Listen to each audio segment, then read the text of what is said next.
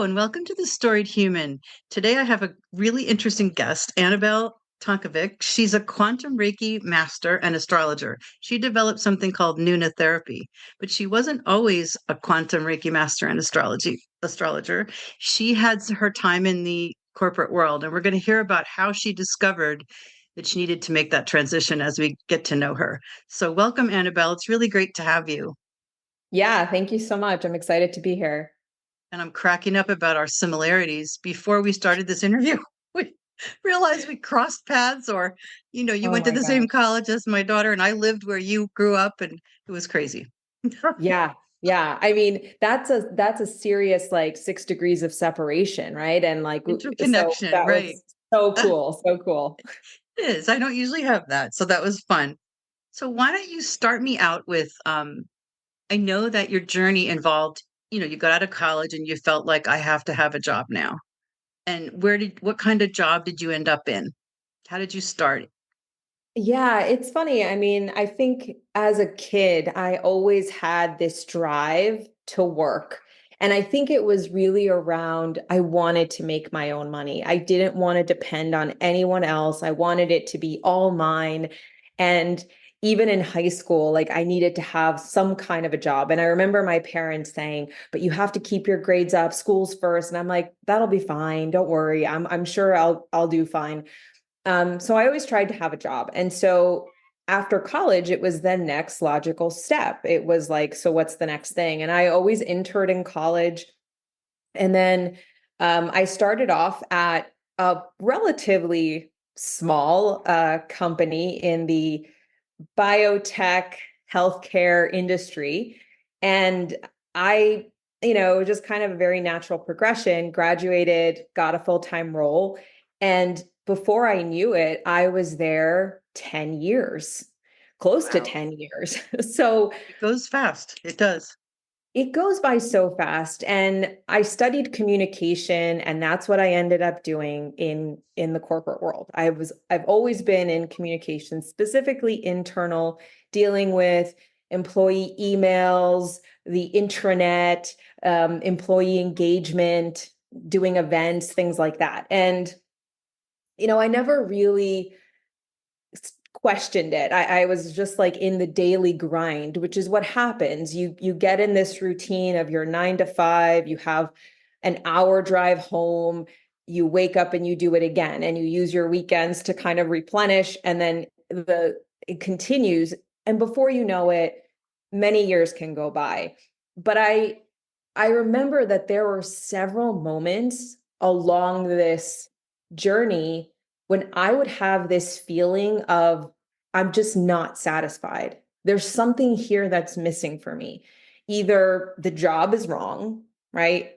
And maybe I just need to go find another job also in corporate, but just change the name, right? Like go find somewhere else. Or maybe I'm in the wrong profession and role. But there was a bit of like, oh, do I go back to school? Like, do I take up a certification? Like, what does that really mean? So I just always there was something like, I wasn't sure what it was, but something was like deep down was like, this is just doesn't feel right. Um, but when you're in your 20s, you don't do much about that, right? You could have the feeling, and then life continues because you have other family responsibilities. You Yeah. get married, you have children, you move, right? There are these huge life transitions that also, in a way, cause you to want more security when it comes to your job. So then this desire that you might have for something different, you kind of push aside because you say to yourself, well, other things in my life are moving in the right direction. So the job can kind of stay where it is. Um, so that's a little bit of, I would say, my corporate backstory. Yeah, and it's so true. We talk ourselves into staying where we are because it's safe and secure. And I think people around us sometimes say, well, everyone feels like that a little bit, but look Yeah, at what you have, and you sort of get lulled into sticking with the status quo. It's easy to have happen. exactly, exactly. Yeah, and I think that is the story that we tell ourselves is, well, this is kind of it. This is how it is. And when you say it that way, or you hear other people kind of in a similar place, you say, well, what makes me different? Why should I kind of do something different about it? Um, so yeah, I mean that's pretty much what happened, right? I think just life kept moving for me. So how did you first have an inkling that you should be doing something else? Or what happened that made you start that change? Yeah, I think for me it was very much it was personal, right? Where I started, after my first daughter, I talk about this a lot, but I had postpartum depression with my first Oh. daughter. Mm. And that was probably like a bit of a spark of like something's like off, right? But again, it was first time mom. Again, you're kind of like, well, is this just what you're feeling? Is this just like what the experience is like? And then eventually you find yourself, right? That's kind of what it was. And then I kind of started getting into therapy, which I had done before. And then I figured, like, okay, I need to keep up with it. I still need to talk through certain things that I feel like are blocking me. And therapy, I think at that time in my life was really great. And it got me to a certain point. But then I felt like I just like plateaued and I wasn't really going anywhere else. And the problems or the blocks that I had were still existing in my life. Right. So some change, but not enough to really say, oh, there's been this huge transformation or I've overcome something.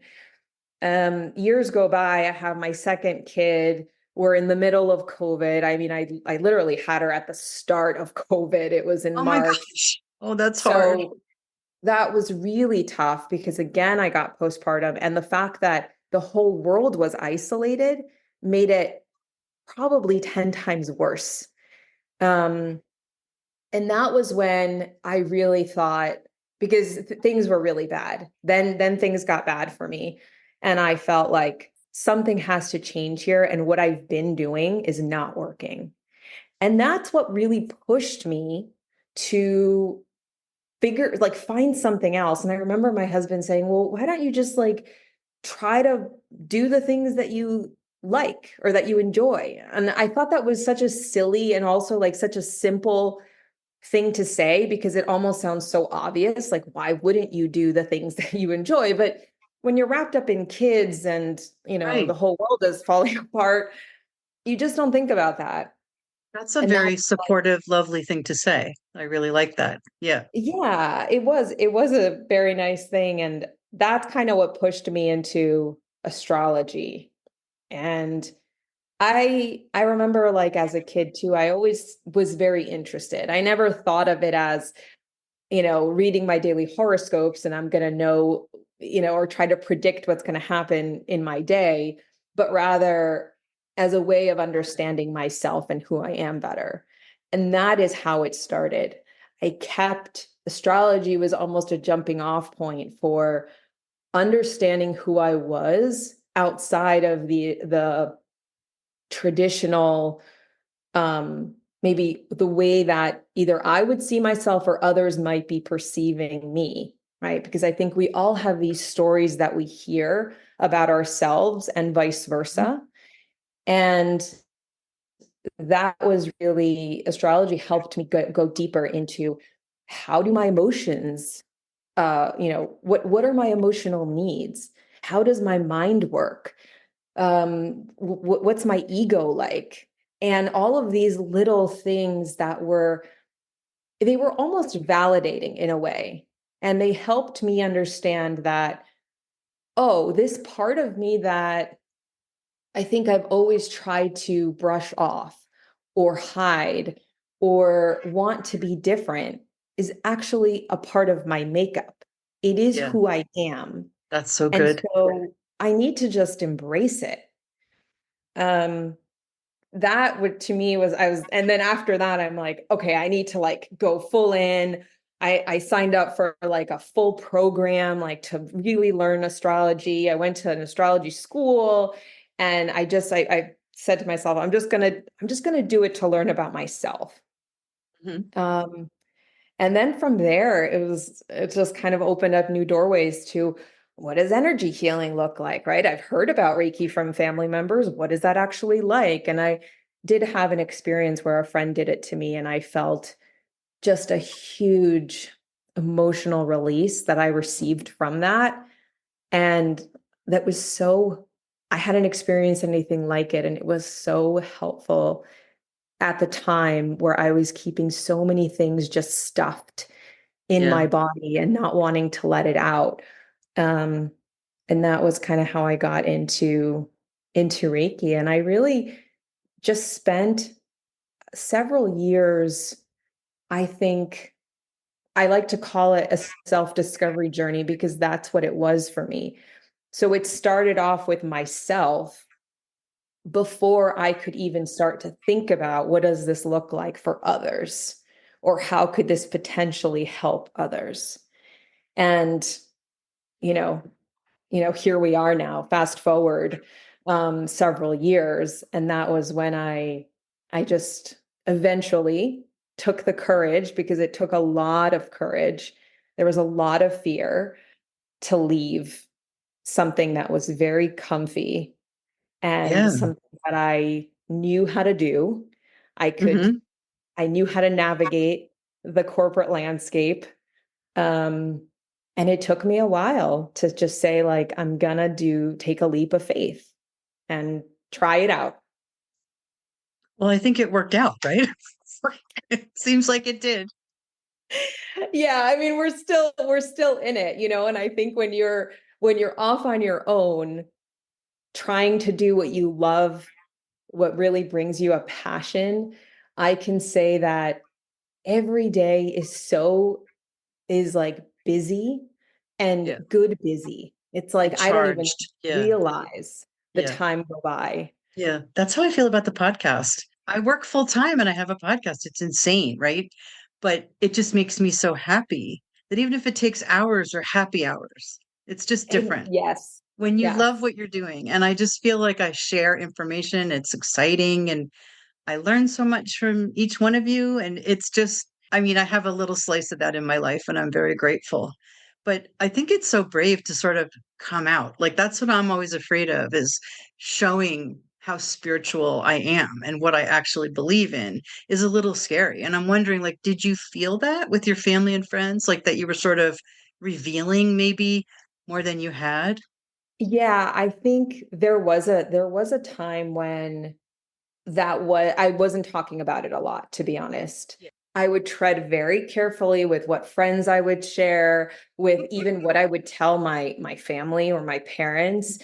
But then I started to realize this is my story. And I think the place where it was really uncomfortable to share was at work, because it's not necessarily, I mean, astrology, it's a little bit scoffed at, right? It's Right. this woo woo.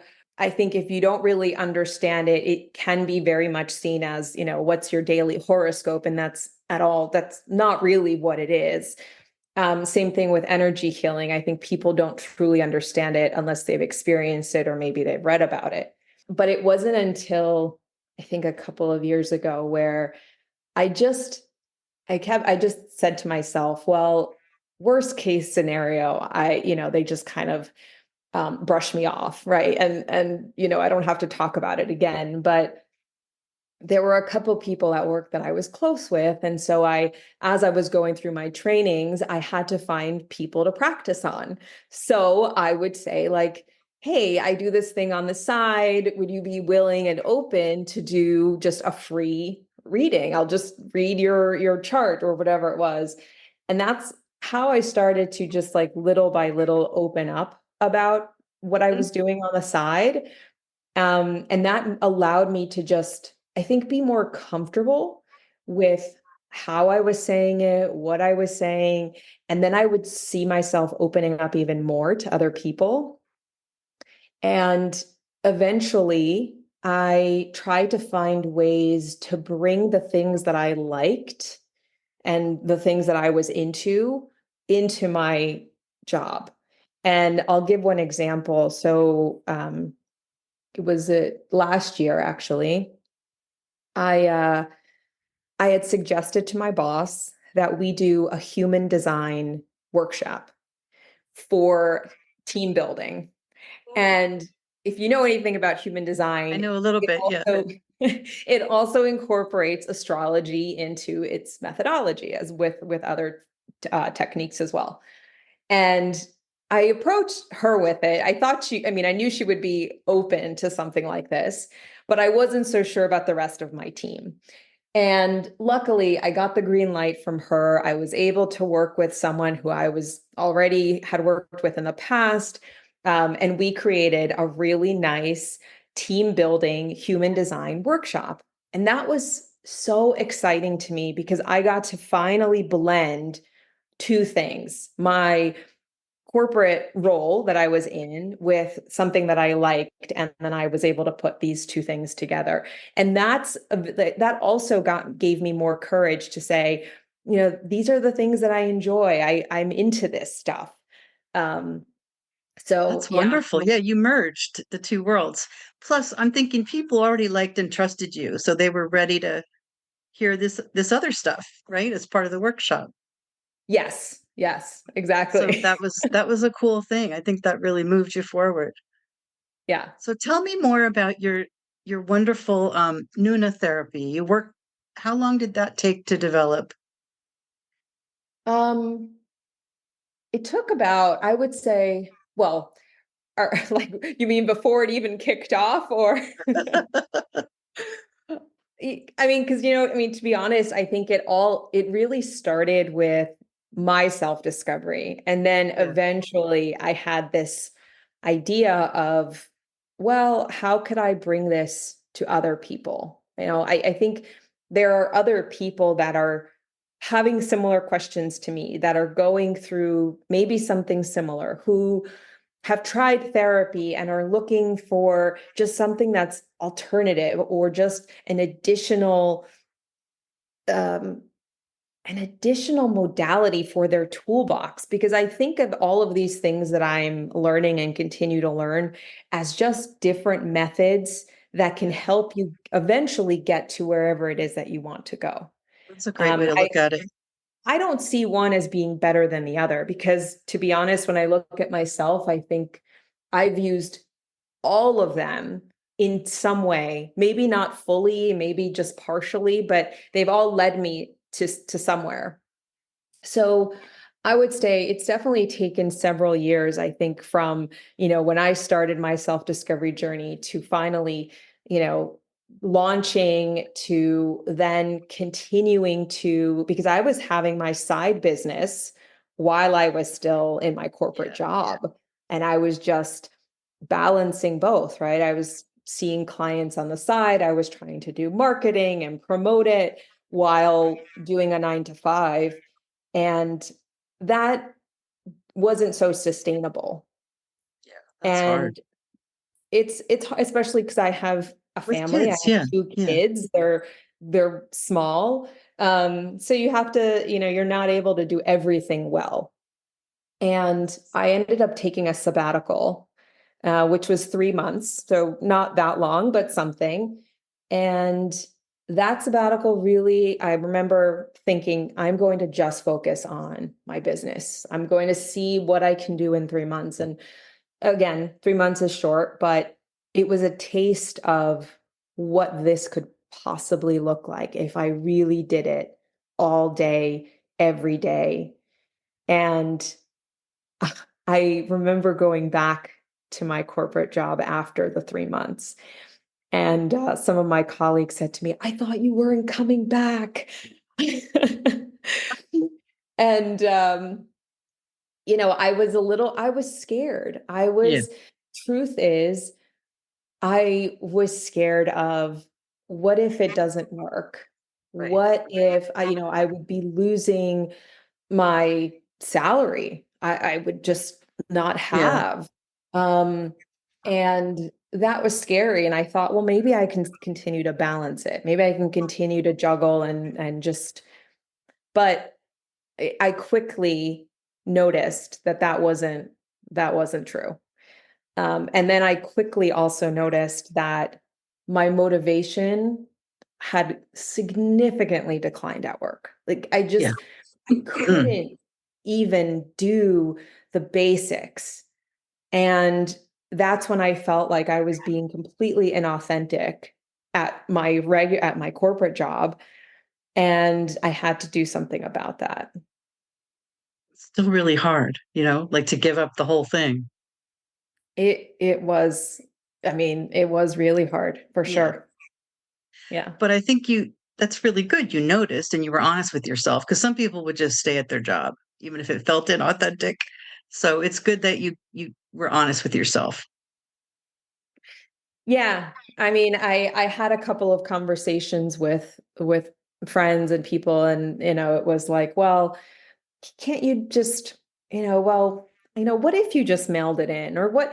And it's not my personality, and I You're not felt a mail it in kind of person. No, I could tell that. Yeah. no, I couldn't. And because I felt like I was mailing it in, and so it wasn't I wasn't contributing as much as I knew that I could, and that I had in the past.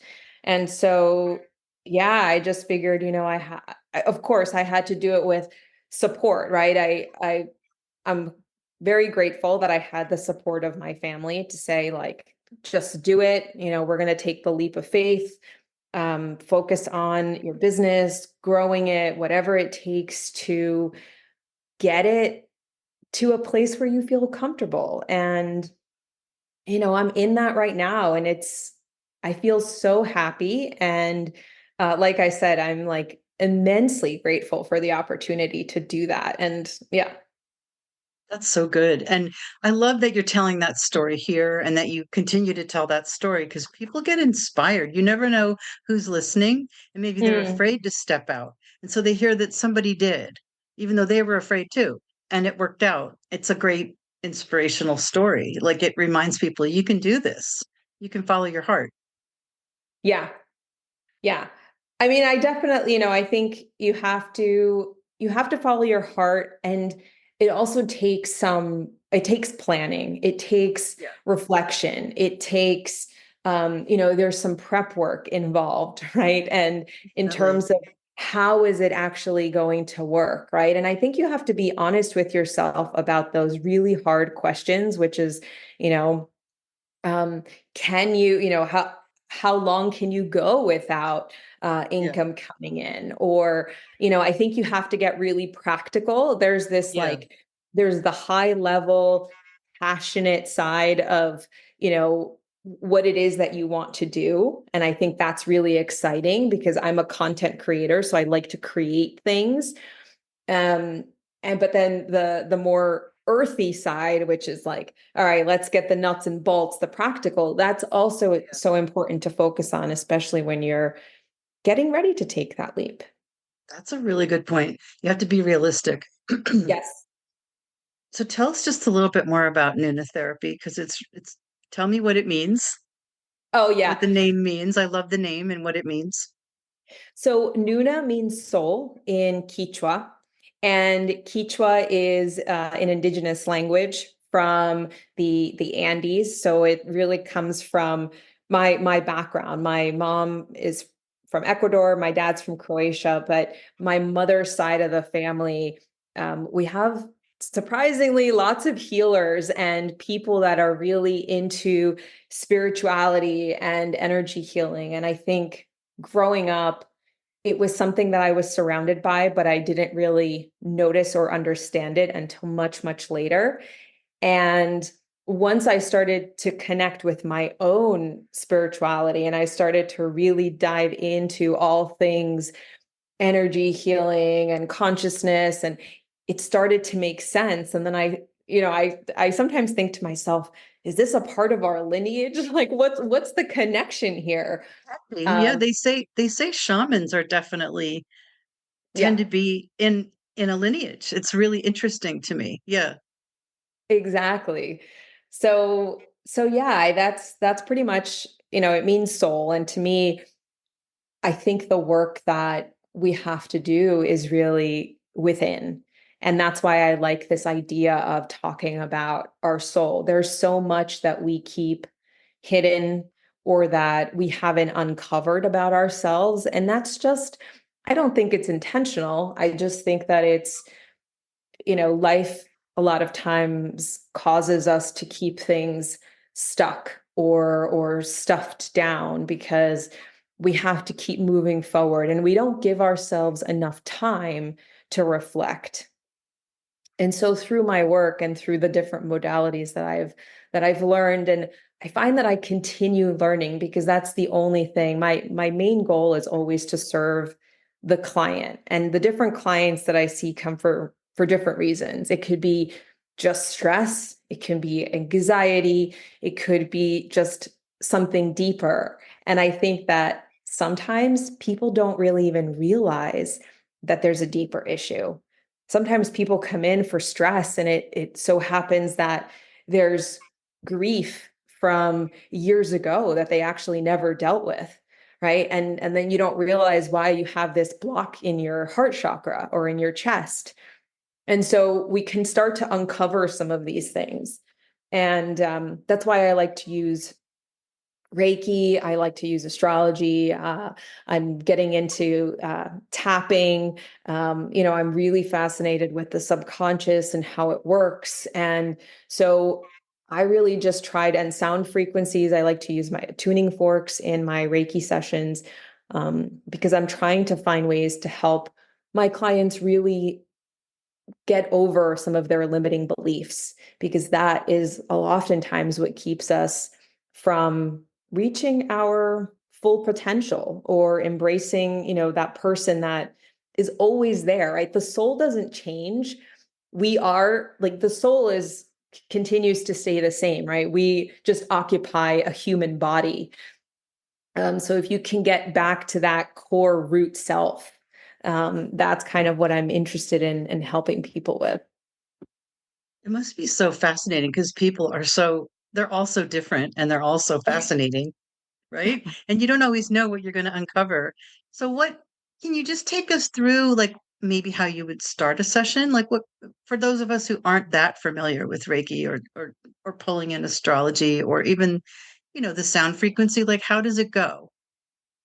Yeah. So, for typically for a Reiki session, what I like to do is I always like to start off with some breathing, because the breathing really helps to just relax us. It helps to, right? People come in from the end of a work day, or maybe they're rushing, right? They're late. They're a few minutes late and they're rushing. They were caught in traffic. Whatever it was, you're coming into a space and now you need to get in touch with your body. You need to get present. And so I always like to start off with a couple rounds of breaths. And then I always have some music playing in the background, and we go into the Reiki. And the Reiki itself oftentimes will help to relax the person. And that is the goal, is that they get to a really relaxed, almost meditative state. I've have people sleeping on the table a lot of times, because when their body is fully relaxed, that's when healing can truly happen, when their energy can get balanced and realigned. And for those that don't know Reiki that well, it is working with energy. And as a practitioner, what you're doing is it's not about transferring energy from one person to the other, but it's rather just the practitioner helps to realign the energy in a person's body. And we can find that in certain energy centers or in certain places in our body, we can have blocks. And that can easily be felt by just your hands. It can feel, for a practitioner, it can feel sometimes like a cold spot, or it can feel like heat or some sort of like a tingling vibration. And that can be a signal that that's an area that needs to get worked on, in addition to whatever the client might share in advance. It could be like, oh, I have headaches, or I have trouble sleeping, or whatever the case is. And then we spend the next, 45 to 60 minutes It would be me really focusing in on that particular area or different areas of the body. And we use specific, what we call them keys in Reiki that are very specific for certain things. So it could be for physical conditions, it could be for emotional ones, mental ones, whatever is going on again with the client. And I'll use the sound frequencies or the tuning forks whenever I find that it's needed. And tuning forks, they'll get activated and they get put next to the client's ears so that the sound can get heard. And that sound frequency actually helps the client also with their energy and getting it realigned to whatever frequency it needs to be at a balanced state. Like when I have the tuning forks, when I play them, oftentimes some of my clients will say, "Oh, I felt," it'll be about their ear, but they'll feel a tingling sensation, at the bottom of their spine, or they'll feel something right at the top of their head. So that essentially is telling me that, it's activating certain areas in their body. So interesting. It's really all energy though, isn't it? The sound and the waves and how you're healing, feeling the energy. It's just so interesting. Yeah, yeah, it is. It really is. I recently did have a Reiki session. I hadn't had one before. And one of the things she said was she started the session similarly, like trying to get us relaxed. And she, she and me, and she pushed down on my shoulders, like, and just kept pushing. Like I didn't think my shoulders could go down that low. And she said that I had been carrying so much of other people's energy and that I'm the kind of person that's taken on too much of other people's energy. And I just thought, of course I am. Like that just rang so true. And I really Yeah, wish that we had been exposed to these modalities when I was much younger. I could have yeah, avoided a lot of taking on to people's energy. I'm just, I just absorb people's sadness or, anger or whatever. Like I'm one of those people. And I just thought it was so cool that she could identify that right away. Didn't know me, and just mm. knew, just felt it. And so I'm a believer. I just really had a wonderful session and I felt so much lighter when I got out of there. Yeah, that's probably one of those key words I've experienced myself and I hear other people say is that they feel lighter when Yeah. they even get up off the table, right? Yeah. Because we come in with a lot, and then we not only are we relaxed, we just kind of experienced, a 60-minute relaxing session, but then on top of that, it's just like this weight has kind of just been shedded. And yeah, that's one of the common things that I hear with Reiki. I mean, what's interesting is like once you really start to understand the different parts of the body, and they all mean something different, right? I mean, shoulders, as you said, is very much about carrying things, right? It's like this burdening that we have, right? A lot of times anything related to the legs or the knees can be about moving forward. It could be about flexibility with certain things. Then we start to go into the energy centers or the chakras, which I know are talked about sometimes in yoga, but they also mean different things. And we store different emotions in different parts of our body. So the base of the spine can be where we store fear, or right below our belly button is where we have guilt. So these are Wow. different. So when I start to feel certain um, certain sensations, I'll then sometimes have a conversation with my client, right? Where I start to ask questions. What do you think is blocked in this area? Or do you have any feelings of guilt or fear or shame? And we can actually go deeper that way. So that's another thing that I like to do in my session is it can be, I always like to ask people, what is their main objective with the Reiki session? If it is pure relaxation, you have stress, nothing else is going on in your life, that's the only thing, you just want to feel lighter, we could completely do that. And that's a different kind of session. But if there is something that you're actually trying to overcome, some sort of a trauma, or there's a block that you haven't been able to get rid of, those sessions involve a lot more talking because it's more of a dialogue between the both of us, where I ask questions and then the client will respond if they feel comfortable with whatever it is they want to share. And that's when we start to peel back the onion of, yes, it is X, Y, or Z, or I'm having a memory come up from when I was a kid and this is what happened. And then we kind of go deeper that way. So that's very therapeutic when you start digging like that and the person can Yeah. come to that realization that there's something there. Because like you said, sometimes it's unconscious and you just don't even know until you start poking the bear, as it were. You don't really know, you Yeah, just you're not aware. exactly. And I think one of the things that I also like to point out is that with Reiki, it's a two-way street. It's a lot about, the client comes in and they want to feel better. And in my job and my role is to help facilitate the healing. I was getting that word right. Facilitator. Yeah, definitely. I'm the facilitator in that session and in that process.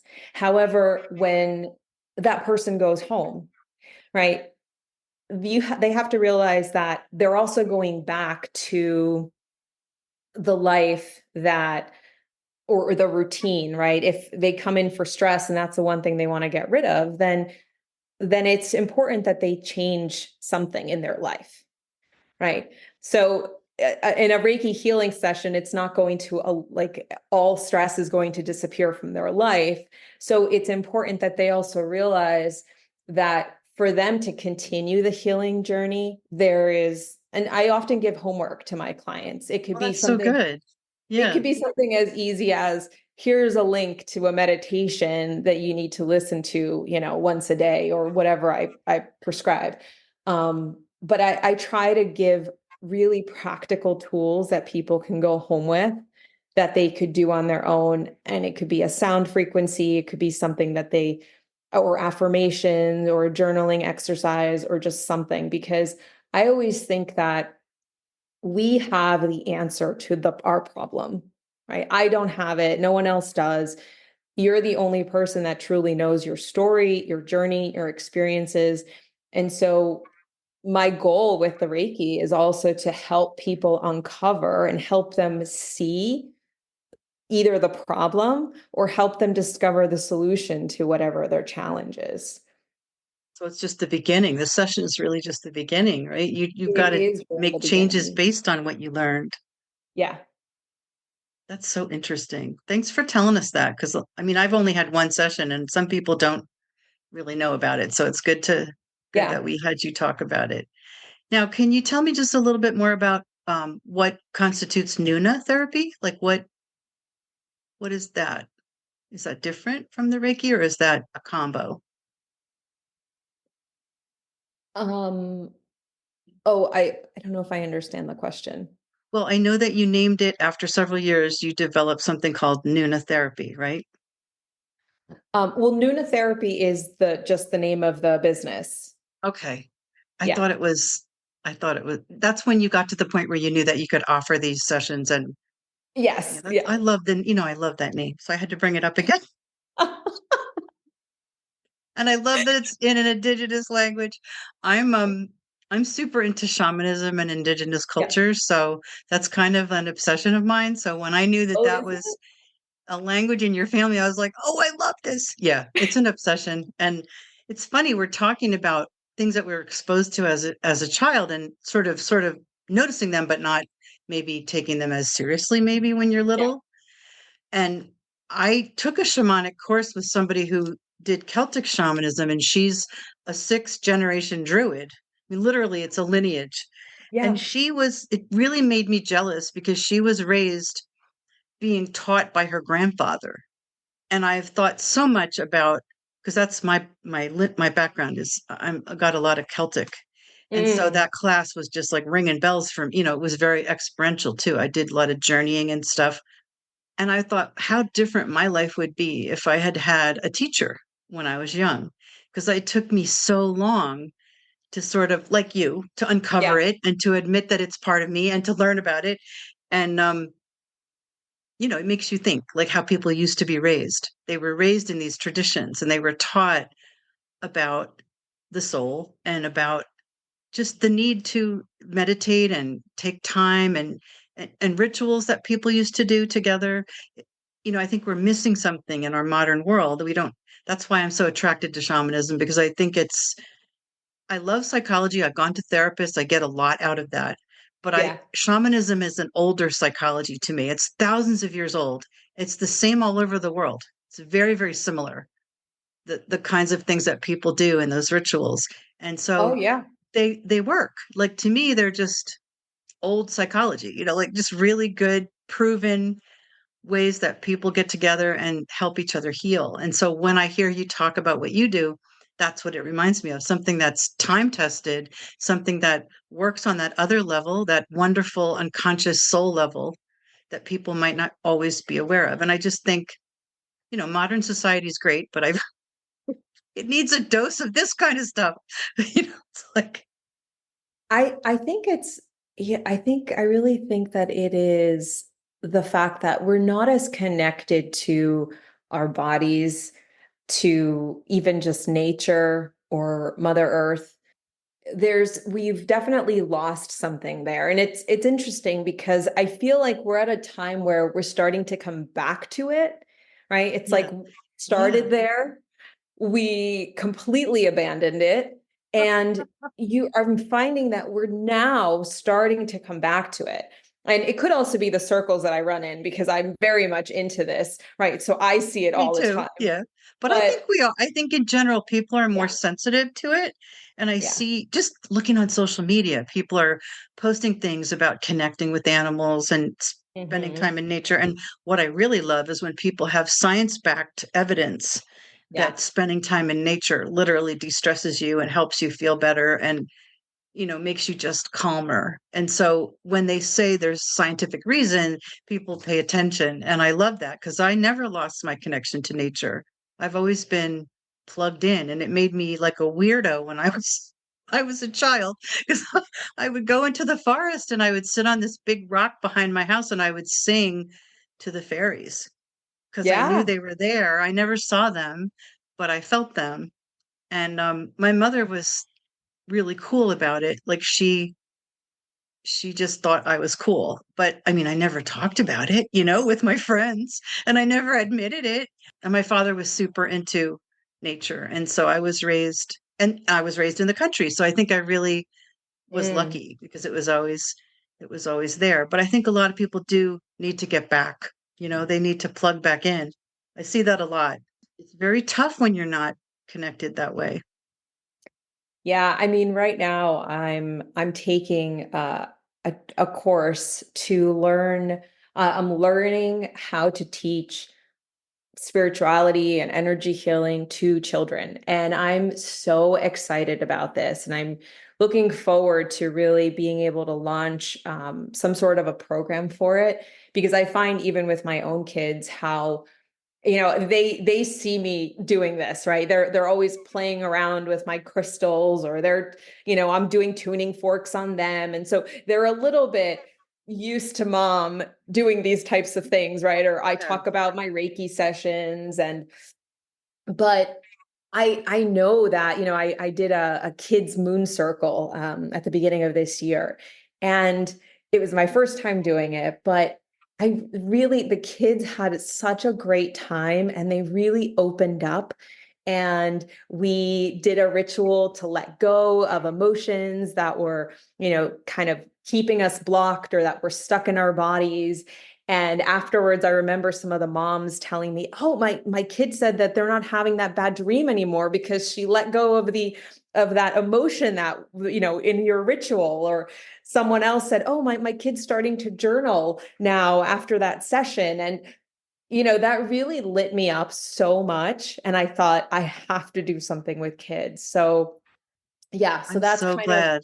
that's the next thing I'm working on. I'm so glad you're doing that, because really, if you start them that way and they get Yeah. into those healthy sort of self-awareness rituals and taking care of themselves, it'll be easier later. And I just think it's great. That's a wonderful thing to do. And they are so much more open. There's Yes. less cracking open, I would imagine, less blocking when you're young. Yeah, it really comes down to awareness. That to me is the big thing. If you can be so much more aware of a sensation that you have in your body, of a thought that you have in your mind, right? How often do we talk ourselves out of our gut So often. feelings Yeah, we're not taught. because We're not taught to we're do it, not right? taught to trust the body. We're just taught to trust the mind. And I'm not saying the mind is not good. The mind is there for a reason, and we're also should supposed to use it. But we're not as in touch with our body. And so that's, I think, one of the most important things that we can learn is just what are we truly feeling? What's that sensation? What does it mean? Yeah, So yeah. that's wonderful. Is there anything that we didn't talk about that you'd like to make sure we share? I don't think so. I mean, I didn't talk too much about the about astrology, but it's just, I think one of the other things that I do with astrology is that it's just, I find that energy healing, at least with the clients that I see and people I work with, is that very much people come in because they're having a physical challenge or some sort of a physical issue. And at the end of the day, we all want to feel better. We all want to be happy, right? That's kind of the age old thing that we all want to do. And that's why I see so many more clients when it comes to energy healing and Reiki. Astrology, I think, though, I think it can be an afterthought. And I don't know if people fully understand or appreciate the depth that it can really provide, especially when it comes to just understanding yourself better. And what I'll say about that is that we often live our life based on either someone else's stories about us, and those stories have been ingrained in us that we've then created a story based off of that story. And what I mean by that is that, if your parents or your friends keep telling you something about yourself, it could be, oh, you're so smart, or oh, you're so whatever, that becomes almost your identity in a way. And it's really hard after years and years of being told the same thing to get rid of it. And so you feed into that story and it becomes yours, right? And it keeps going on and on. And I think what's beautiful about astrology is that you really begin to dig into who is the authentic version of yourself. Is this story actually real? Or is there another part of you? And when you start to dig into that, that's when you really begin to uncover, oh, I think I remember that part of me when I was a kid, the part of me that used to love whatever, to be creative, the part of me that always cried, but I was told that I was too emotional and I need to get over it, whatever it is. And that allows you, once you realize it's who you are, you can embrace it. And then you can figure out how do you deal with it, right? Because there are extremes with everything. There's an extreme to being too emotional. There's an extreme to being, too creative. And it's about finding that right balance. And that's what I think astrology can really help people find. And it helps to give you validation. It helps you to figure out, where do I need to focus more energy on? Where should I, or what can I embrace? Where do I need to set boundaries? Things like that. That's wonderful. You're speaking my language, stories. And Yeah, exactly. I'm sort of fascinated with that. I've always been interested in family myths and how our Yeah. family defines us, right? And I think that's such a beautiful experience that you take people through. Like, take a look at what you Yeah. think you are, and I took a mindfulness class that was how to podcast, but also mindfulness with Kathy Heller. And she said, what did you like to do when you were 8 years old? What was your Yes. favorite thing? Who were you? And what would she say to you? What would your 8-year-old self say? And it was just such a wonderful exercise because you're right. A lot of times we're just absorbing what people say about us and incorporating it. And just that whole idea that maybe it's time to let some of that go. And that's very powerful. Plus, once you're your authentic self, you can offer the world the gifts that only you came with. That's my whole thing is like, if you're not being everything you can be, who you really are, then Yeah. what's the point? I mean, you have things to offer the world, even in a small circle, right? You want to be yourself. And that's the beautiful idea behind just becoming more your authentic self. It's very powerful too. I love that you're doing that. I love your work, as if you couldn't tell. So your your website is www.nunatherapy.com, right? Yeah. And you can sign up for a newsletter there. Did I see that? Yeah, yeah, definitely.